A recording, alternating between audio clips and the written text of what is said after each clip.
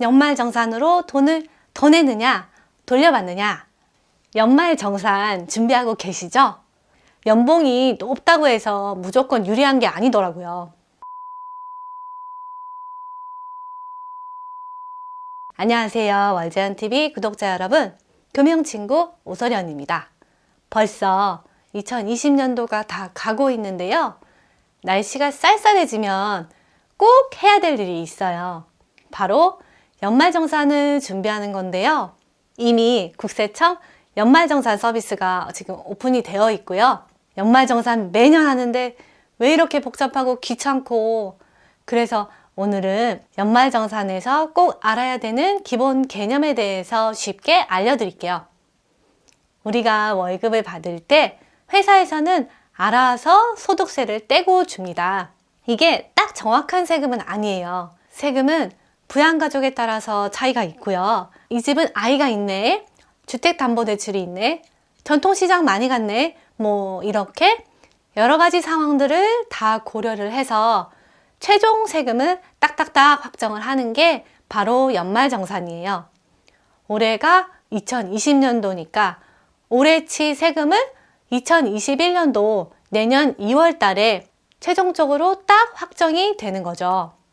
낄낄빠빠처럼 세금도 깍깍더더, 깎을 사람은 깎아주고 더 걷어야 될 사람은 더 걷고, 이게 연말정산입니다.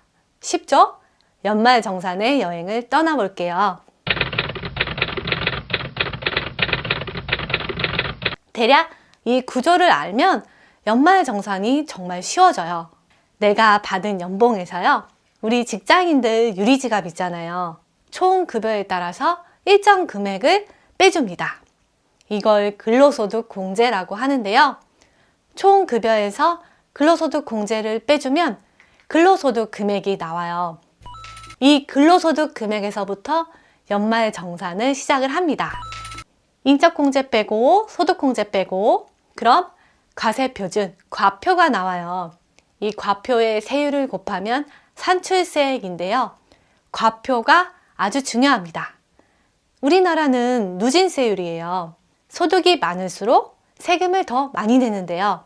연봉이 1200만 원 이하는 세율이 6%고요. 1200만 원 초과해서 4600만 원 이하는 세율이 15%, 4600만 원 초과해서 8800만 원 이하는 24%, 이렇게 연봉에 따라서 세금이 쭉쭉쭉 이렇게 올라가고, 연봉이 5억 초과이신 분들은 세율이 42%가 됩니다. 그래서 연봉 높으신 분들한테 참 좋겠다 물어보면 세금 빼고 남는 거 없어, 이렇게 말하는 게 사실 정말 사실입니다. 이 산출세액에서요, 세공제를 빼주고요, 최종적으로 내는 세금이 바로 결정세액입니다. 이미 낸 세금이 결정세액보다 많으면 돌려주고요, 이미 낸 세금보다 결정세액이 더 적으면 추가로 세금을 더 내는 겁니다. 쉽죠? 대부분의 자료가 국세청의 홈택스 연말정산 간소화 서비스에서 조회가 되고요. 은행에 방문해서 자료를 요청하실 게 거의 없어요.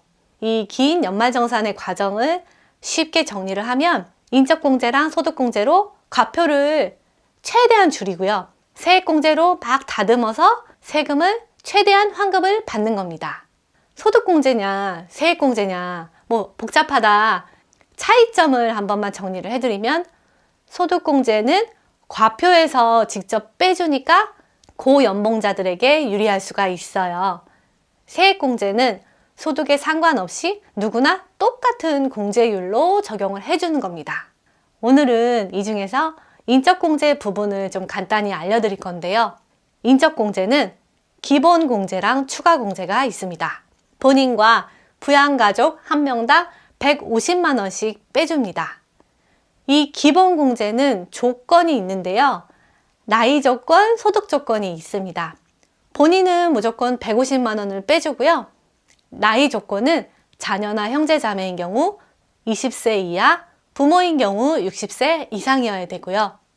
소득 조건은 공제 대상자의 연간 소득이 100만 원 이하여야 합니다.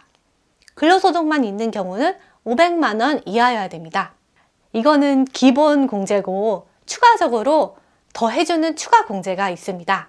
70세 이상 경로 우대자 100만원, 장애인인 경우 1명당 200만원, 한부모인 경우 100만원, 부녀자 공제 50만원 이렇게 있습니다. 한부모 공제랑 부녀자 공제가 중복인 경우에는 한부모 공제만 해줍니다. 직계 존비소 이 개념은 청약할 때도 나오고 재테크에서는 참 많이 나오는데요. 존속이 위고 비속이 아래예요. 나랑 배우자의 존속이 다 포함이 되는 거예요. 맞벌이시거나 결혼 안 하신 분들은 형제 자매가 이렇게 있으신 분들은 신경을 써야 됩니다. 누구한테 어머님 아버님을 다 몰아서 소득공제를 받을 거냐. 부모님 한 분 한 분이 다 돈입니다. 인적 공제로 과표를 줄일 수 있기 때문인데요. 먼저 1년치 총 급여를 대략 계산을 해보세요. 어느 쪽으로 몰아야 과표를 줄일 수 있는지 시뮬레이션을 돌려봐야 됩니다. 기본공제 대상자가 추가 공제를 같이 받을 수가 있고요. 부양가족인 직계 좀비속에 카드 사용액, 보장성 보험료, 기부금, 교육비까지도 같이 계산을 해보셔야 됩니다. 연봉이 높다고 해서 무조건 유리한 게 아니더라고요. 인적공제에서 꼭 챙겨야 될 부분이 있는데요. 장애인 1명당 200만원 공제, 이 추가 공제 부분입니다. 쉽게 말해서 세법상 장애인이 있어요. 암 환자, 치매, 류마티스, 심근경색, 중풍 이런 중증 환자가 있는 경우에는 소득공제를 받을 수 있습니다. 제가 대부분의 자료가 연말정산 간소화 서비스에서 조회가 된다고 말씀을 드렸잖아요.